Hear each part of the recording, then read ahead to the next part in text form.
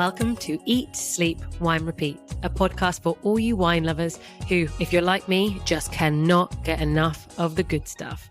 I'm Yanina Doyle, your host, brand ambassador, wine educator, and sommelier. So stick with me as we dive deeper into this ever-evolving, wonderful world of wine. And wherever you are listening to this, cheers to you. Hello, wine friends, and welcome back to another episode where today is going to act as an introduction into Place de Bordeaux. So we'll be talking about what actually is La Place. We'll explore its historic significance, the diverse wines. So it's not just about Bordeaux wines. There are now beyond Bordeaux. So we'll be talking about Opus One, Almaviva, Seña. Now, this is a perfect episode to follow on from my Bordeaux episodes with Jane Anson. So episodes 182 and 183, as we were talking about En Primeur, so the wine futures. And so again, we'll be discussing how does En Primeur fit into La Place de Bordeaux. And so I have an incredible guest today to enlighten us and educate us. I'm talking about Pauline Vicard, who is a beautiful wine friend of mine. We connected whilst doing our WSET diploma. She's now a stage 2 Master of Wine student, but as co-founder and executive director of Areni Global, which is a think tank. It's dedicated to the future of fine wine.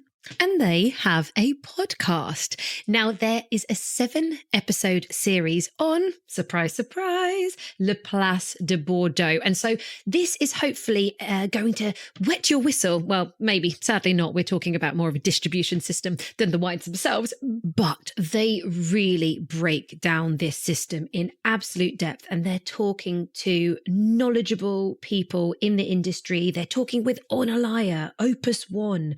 They're talking with Max Lalondrelle. He is the MD of fine wine at Berry Bros and the biggest Bordeaux buyer of wine in the world. So he definitely knows what he's talking about. They're talking with Mathieu Chardonnier, the president of Bordeaux Négociants CVBG. So this is an incredible deep dive into the world of fine wine from a financial, from a global trade perspective, and definitely something you want to listen to. So you'll find links to their website and their podcast in my show notes, along with also the transcript. So don't forget to check that out. And before we start, a big shout out to my sponsor of this season, Wickham's Wine. Their link is also in the show notes. And don't forget, they are a best specialist retailer with decanter, specifically for South and regional France. So you will find some delicious wines there. And if it's your first time on the site, you just need to use the code EATSLEEP10 for 10% off your order. Okay, who is ready to understand the system La Place de Bordeaux? I'm going to start with the question I always start with. How did he get into wine? Well, one of my favorite questions. Well, in my case, I was born into wine. You didn't have a choice. No, I didn't really choose wine. I was born into it. So my parents were winemakers in Burgundy. So I grew up in an estate. The first 20 years of my life was spent in the vineyard mostly because I wasn't that allowed in the cellar and in the winemaking part. Outrageous. For all of different reasons. It's not just because I'm a woman. It's also because the region and the time in which my parents were winemakers almost 40 years ago was in the south part of Burgundy, which is not the part of Burgundy that puts, little stars in people's eyes and like Romanée-Conti and all of that. It was really lesser known, and it's still a lesser known region of Burgundy, and with different business model. My parents were selling 80% of what they were doing in bulk to the négoce. So it wasn't also a very, very financially sustainable model. And our cellar was not that modern if you compare it to, what winemaking facilities are today. So I guess there was a lot of this that my dad didn't really want to have kids or teenager around because it wasn't the safest place to be in. You don't really want to fall into a tank, especially maybe a fermenting tank. Exactly. So that's one of the reasons. So that's how I got into wine. And then I've worked in wine almost all my life. I wanted to get out of Burgundy because with all the loves that I can have for this region and for these wines, I felt a bit limited there. And also because I've worked in a vineyard my whole teenage and growing up, I know that it's a hard job and that it's, it can appear to be poetic, but it's a hard job that you really have to choose for yourself. Otherwise it's too complicated. And I wanted to explore the world of wine, and you can't really do that from Burgundy. We tend to drink only the wines of the region we produce in France. So I wanted to see how wine was done in other places. I wanted to meet the people that were selling the wines. And so I ended up doing a lot of jobs in the wine industry, from, running a shop and a restaurant to being an educator for one of France's biggest restaurants union and hospitality union. So teaching restaurants to sell wine. I worked in French embassy abroad to help wineries export to the market we were based in.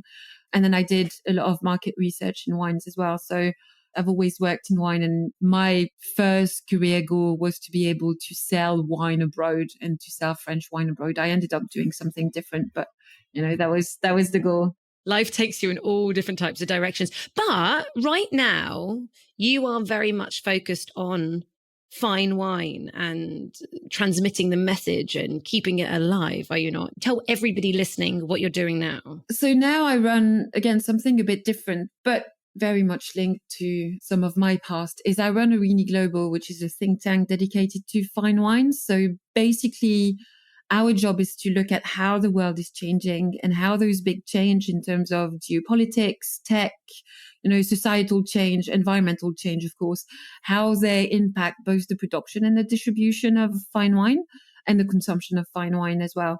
It's taking all those expertise that I've and experience that I've developed in some of my function before.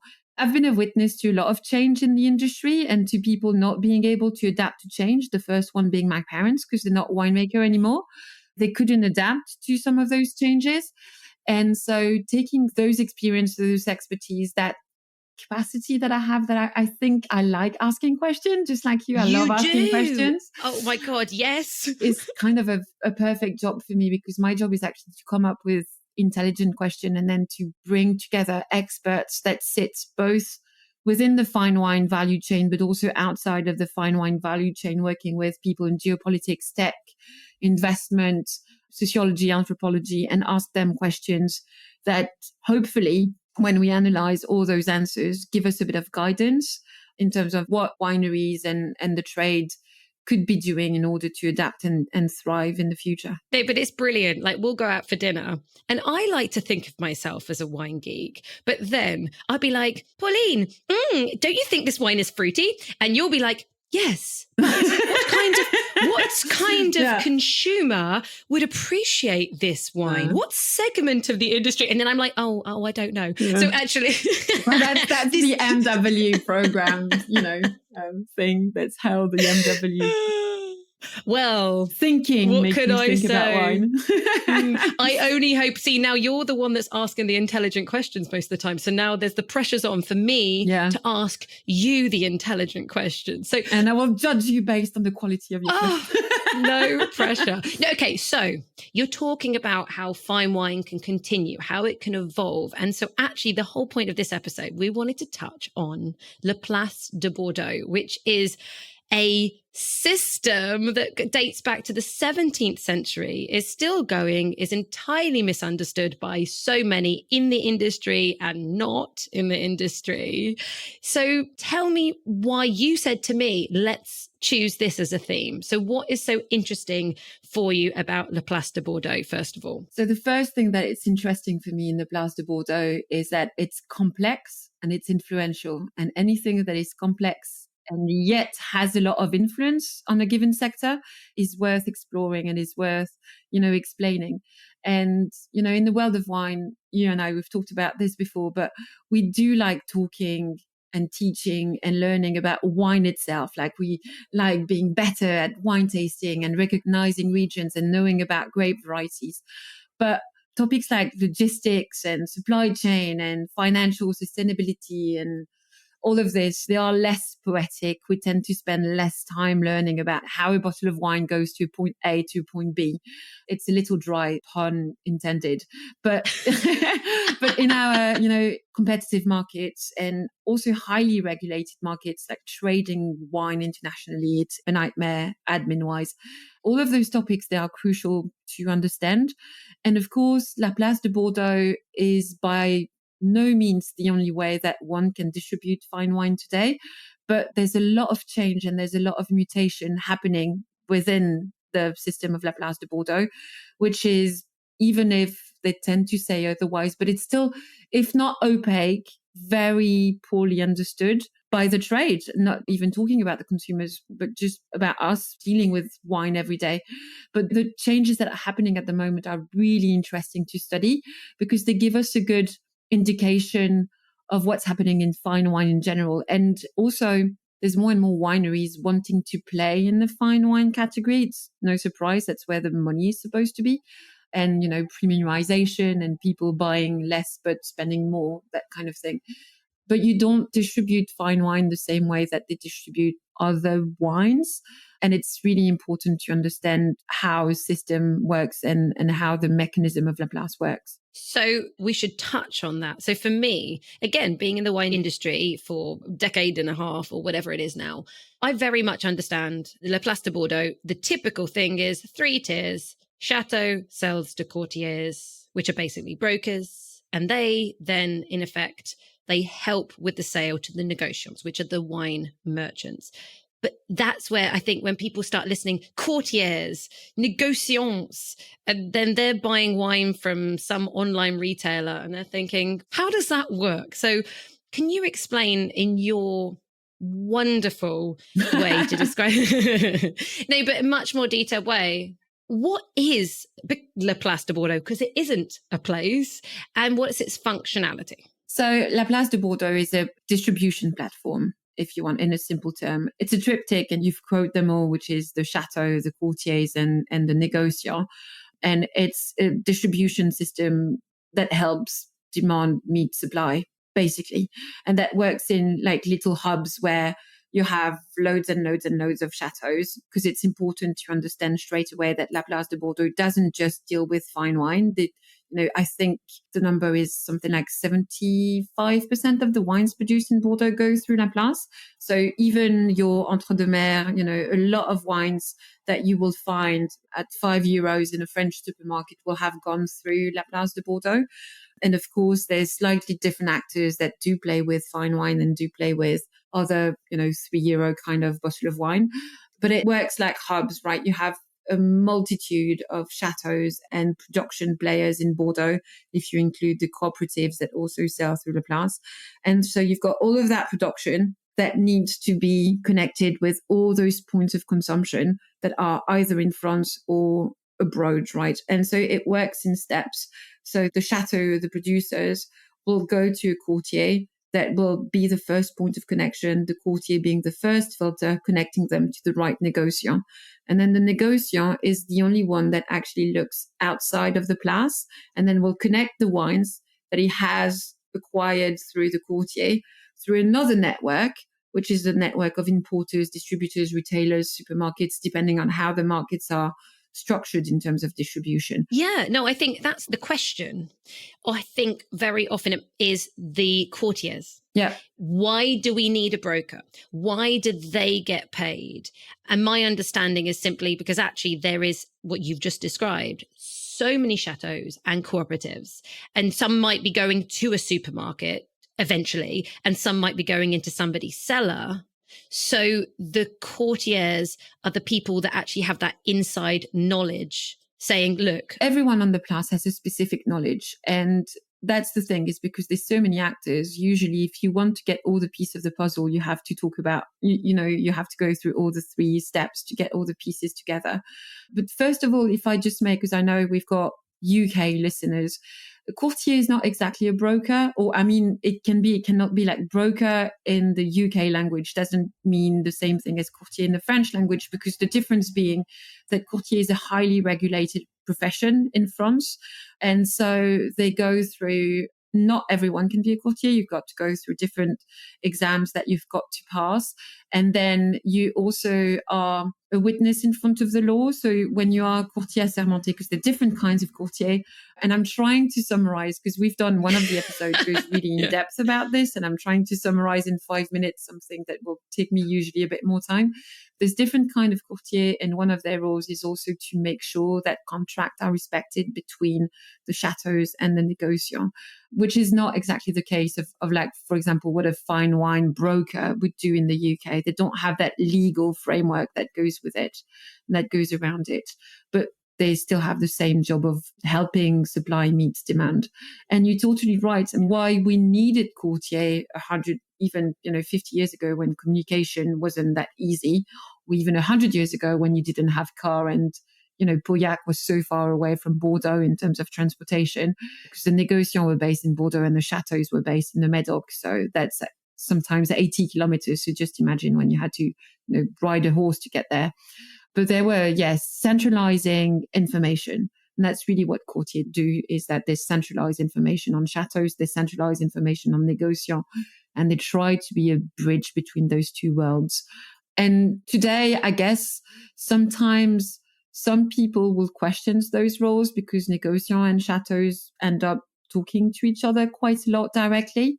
But usually they're still seen as valuable because they still hold pieces of the puzzle that no one else does, because the négociant only knows his business, but the courtier knows the business of several négociants. The chateau knows only his business, but the courtier knows the business of different chateaux. So when it comes to finding your place in a competitive space, the courtier has a lot of information about that. And will the courtier as well actually be able to help with the whole pricing? Yes, of course, because pricing is a full question. I'm sure you talked about it with Jane Anson. It is a full episode on the series that we do on La Place.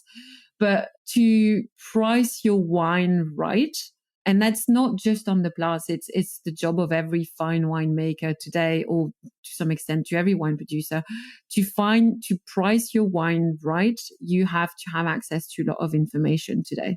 And so by providing relevant information, the courtier help the chateau pricing their wines. But the chateau is still they are totally free to price their wines how they want, and they will do that based on the information that they've collected in different places. So now, you mentioned that I discussed a little bit about pricing, which I did with Jane. What we did focus on in that episode was En Primeur. Yeah. So the wine futures. How does that fit into Le Place de Bordeaux? So it is one of the three things that La Place deal with. So one of the current mistakes or misunderstanding that people have about La Place is it's exactly the same as En Primeur, which is not.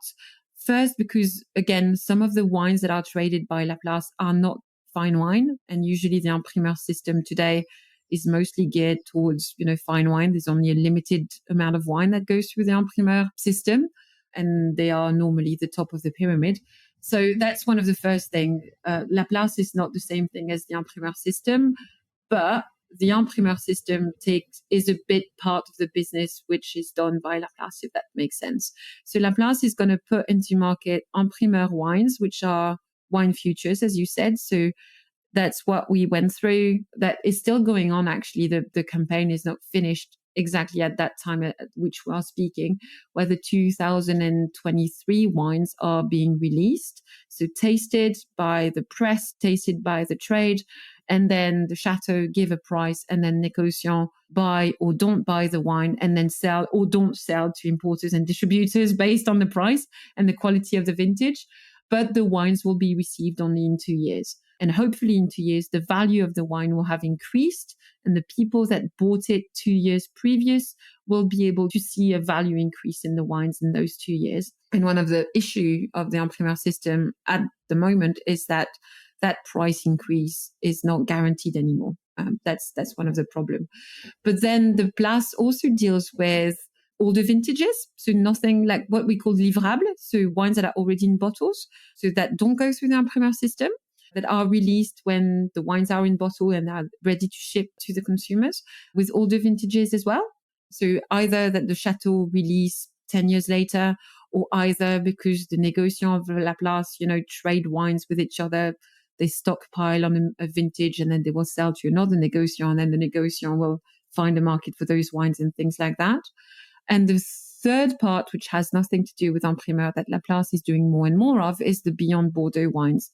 So wines that are not from Bordeaux, that are normally considered fine wine. And I say normally because that's one of the change that's happening on the Place at the moment, but normally considered the top of the pyramid in terms of quality, that decide also to put their wines through that system because of the power of distribution and the capillarity that the Place allow you to have, and the demultiplication of your distribution that you can have. And suddenly you were selling in 30 countries, and by going through the Place, you can sell to 120 or things like that.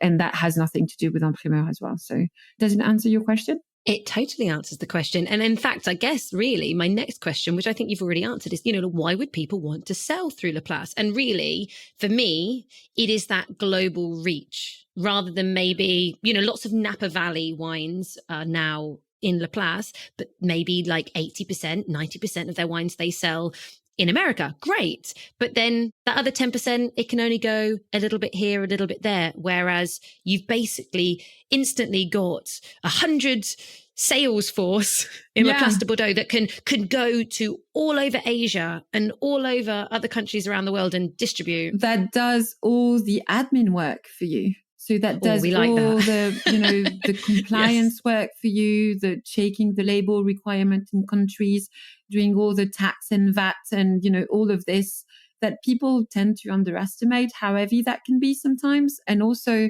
normally understand how a market works and the nitty-gritty of how a system, a market works and who you need to talk to and where you need to sell your wine. So it accelerates a lot of things. So it doesn't, create distribution for you, but it accelerates things when you're beyond Bordeaux wines. You have to have your brand already recognized and established. That doesn't do that for you. But once you are there, the Place can do in probably 5 years what it would have taken you maybe 15 years to achieve. That's the biggest argument of Laplace, is that powerful and qualitative distribution, because they have invested a lot in warehouses and all of that also that makes them have a quality distribution. And the second thing, I think people go through the Place or want to go through the Place not being from Bordeaux, because it also gives them a sort of status and prestige. Like we can compete, like we are as well known as the wines of Bordeaux. We want to be drunk in the same place. We have similar consumers. So we want to benefit from that status that part of Laplace only distribute the finest wine of the world. And again, it's part of Laplace because, some negociants only do fine wine and some negociants do the supermarket wines again. The Place de Bordeaux that we study in the podcast is just about the fine wine distribution. But it's so true, isn't it? Because I think I was reading an article on Klein Constantia, who are a top winery in South Africa, and they're so famous for their very historic Vin de Constance, this gorgeous sweet wine. And they've now, thankfully, got that delicious historic sweet wine on La Place. Yeah.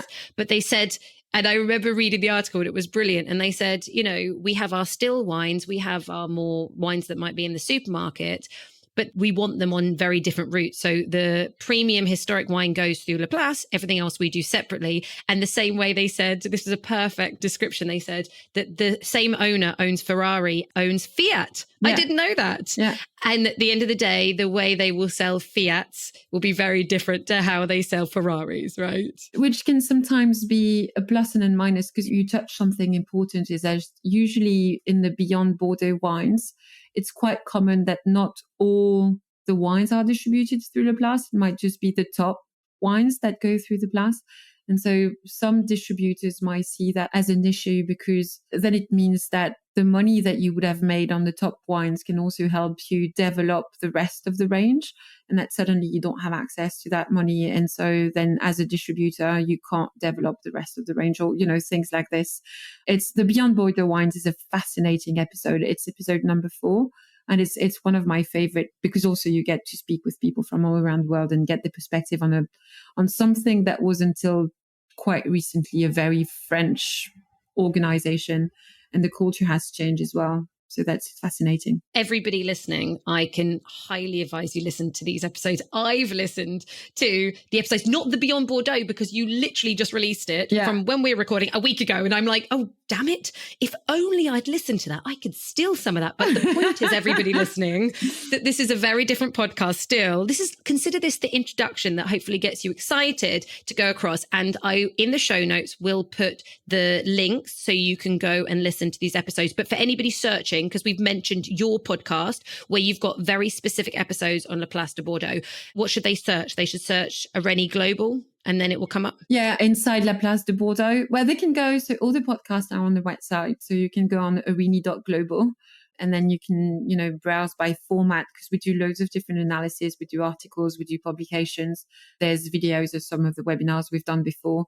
And then there's the podcast. And we've got two types of podcast. One, which is the In Conversation, where we interview just one personality, and the ones that we go into kind of a in-depth on a topic. And that's the thing about the Inside La Place de Bordeaux. It's a 7-episode series and we've released 4. We're releasing number 5 next Tuesday. So by the time people are listening to this, there'll be a few more, exactly, to keep people busy. So now I might be ruining things because, you might be already mentioning it on the Beyond Bordeaux, but I find this fascinating just because I think for me, how I got into wine as an English person, I ended up working for a New York steakhouse. And so actually I went very quickly from drinking Blossom Hill Rosé up to Opus One, incidentally, which is, of course, one of the Californian wines that is on the Place de Bordeaux. Probably one of the most successful wine on the Place as well, yeah. Well, I suppose, do you think that helps because it was one of the first that ever got on there? The first one was Almaviva. I know, Viva Chile! Yeah. Anyone who's not listening, yes, Chile. And then Opus One very quickly after that, but it's kind of logical for both because they were joint ventures with a Bordeaux winemaker. They had the culture of also selling through the Place, and they had not just the culture, but the network and the understanding of what it takes to be successful on the Place. So it's really not a surprise. And those 2 wines have done really well. And Mossetto was, I think, the first one who had no link with, Bordeaux producer. And that really was the start of the Beyond Bordeaux wines, beyond the Bordeaux wines that were made outside of Bordeaux by Bordeaux people, if I can say it like this.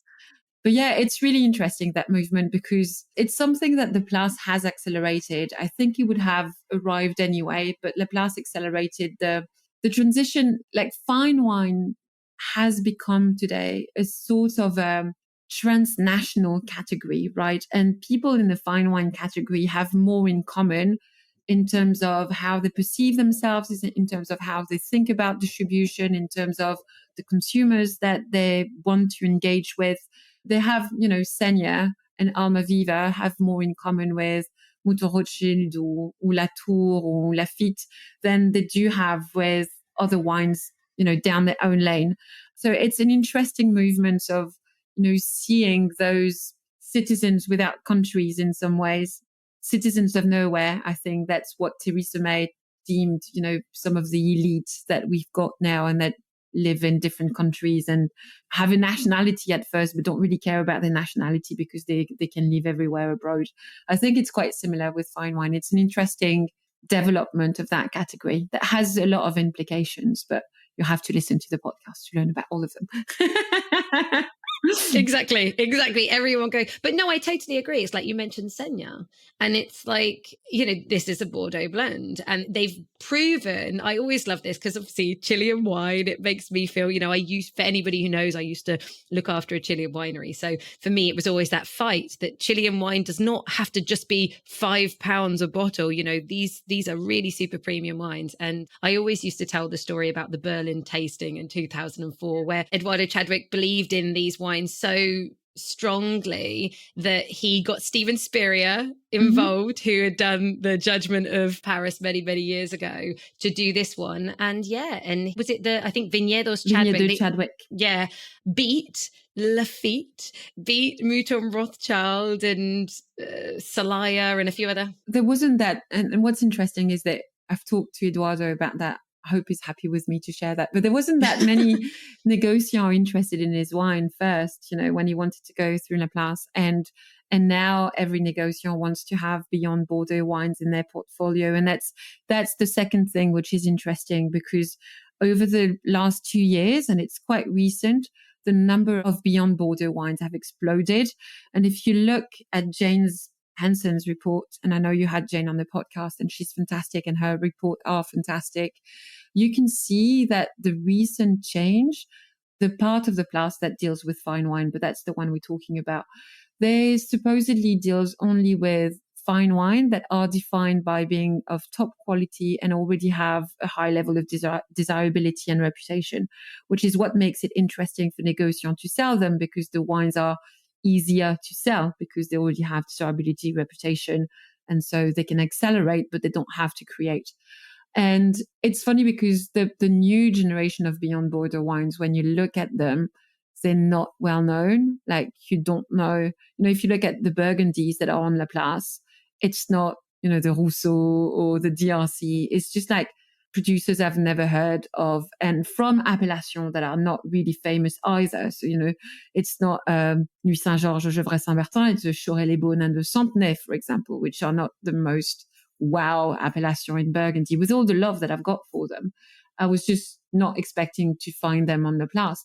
And then you look at, there's also a wine from the Ile-de-France, which is around Paris, which is like, okay, weird. I didn't put that into my, fine wine regions. There's a wine in Limoux, which is also not really well known. And then when you look at Jane's scores, they're not that high. So they're not terribly low, but they're not that high. And you're like, okay, so they don't have reputation. In terms of quality, that's potentially something that we can discuss. And I can only suppose that the level of desirability is not really high as well.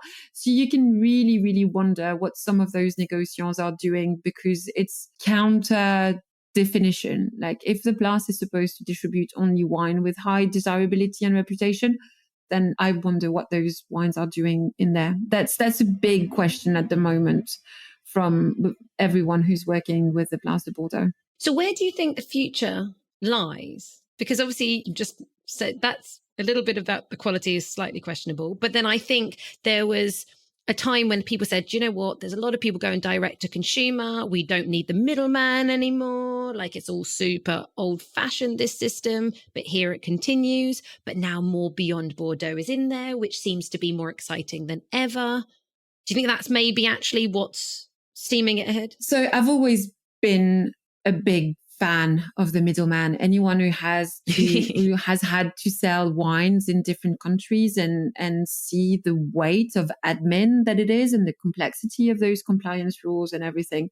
You can do it internally, of course. You can be a winery that sells everything direct. I mean, Petrus is doing it now, but you will need to have both a very strong database of clients, because it means that you've got to find all of your clients yourself. And Napa and Sonoma have San Francisco 100 miles down the road. So they have a huge pool of very wealthy clients to their doors, which is not something that you can say to any other wine regions in the world. So I guess sometimes people take the Californian model and don't understand why it doesn't work in other regions. Well, because you don't have the same consumer base at your doorstep.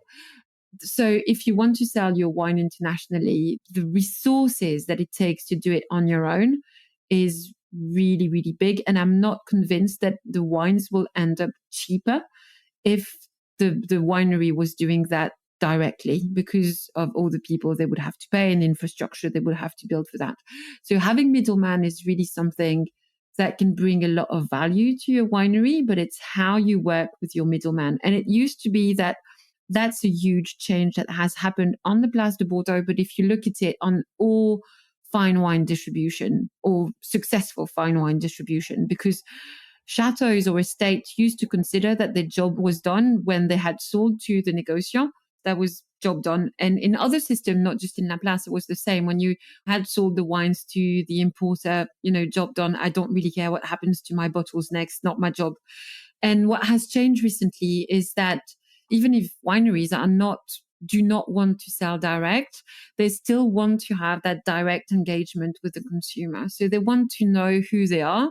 So that's one of the biggest change that has happened on the Place. And one might say that it's been, influenced by American wineries working, because it was something that American wineries were doing as a work process, is to get a lot of data from the négociants. So now the négociants do give a lot of information to the chateau about where the wines are going, the importers that they're working with, and sometimes even up to maybe not, is it a Joe or Mary that buys your wine, but give you a bit of a more precise picture of where your wine is ending. And same thing for everyone who's successful as fine wine distribution at the moment. Those who are doing really well are the ones that have worked the distribution in a way that not only they can get to the consumers that they need to get to, which means that they understand the type of levers to action in terms to get to those consumers. So how is it going to evolve? I don't think that the middleman is going away, and I certainly don't think that the Place de Bordeaux is going away. But certainly there will be some readjustment in the role of all those middlemen, and they have to make sure that everyone brings value along the road also. Something which is interesting to see that I discovered through the podcast is how the margin system works on La Place. Because when you work, usually if you sell your wine, let's say you sell your wine to the UK, you're a French producer and you sell your wine to an importer in the UK, that importer is usually going to function with a 40 to a 50% margin, right? So he's making 40 to 50% margins on your wine. And with that money, he's going to use that money sometimes up to 10 to 15% with the revenue that he's making on your wine to develop that brand with you. So to do actions with you in the UK market, to organize dinners with consumers, to put you in some places, like to do education around your brand and something. When the wine goes through the Place, that margin is split into two. So the global margin at the end is not more, but the négociant is going to take 15%, and then the importer is going to take, 15% or 20%. And what it means is that the importer, the people in the market, now have less money. The consumer doesn't pay more, but the importer has less money to develop the brand.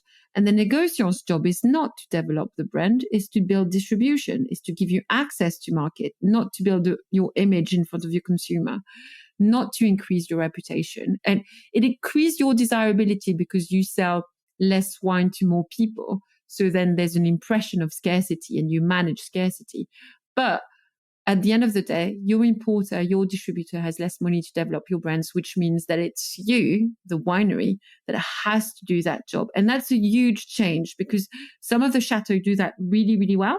And those are the ones that are actually currently doing well for example, in this En Primeur campaign, because even in a difficult time, they managed to have, they have created desirability and reputation for their wines. So even in difficult situation, they will manage to sell their wines, and some do that less well. Yeah. And I think that's a bit of a big requirement, like they say, for the Beyond Bordeaux. You need to market it. Well, you need to brand it and develop your brands. Yeah. But if you take someone like Opus One, they will go through La Place, but they will have teams, their own Opus One team in every major market. And those teams will have two missions. One will be to continue to collect data so that it can actually complement what La Place is giving them in terms of data. Because La Place is going to tell them, well, we work with this importer, that worked well, that didn't really work well. And then from the people in the market, they will have, this wine bar is working well, we should be going there. We should, information is coming from two different sources. And so so that's the first thing that they do. And the second thing is they do ambassadorial work for the brand. So they make sure that the brand is seen, that it's tasted by the right people, that everything's in place. So going through La Place doesn't mean that you've got to do less work, is that you can do more work more quickly. But it doesn't mean that you can suddenly, cut on resources to develop your brand. Certainly not.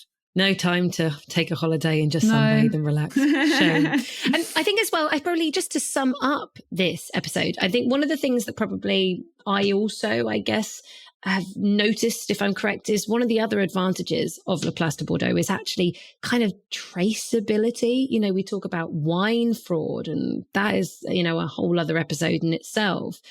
Actually, if something's going through Le Place and it's going through all of these different tiers before it gets to the final customer, actually, it's got a lot more provenance. You know where it came from, right? Well, it's funny that you see it that way, because usually people see the more middleman or the more intermediaries, the less it is easy to see provenance, because the thing about a Bordeaux wine is that it can be traded multiple times, even by people within La Place, before it gets to the final consumers.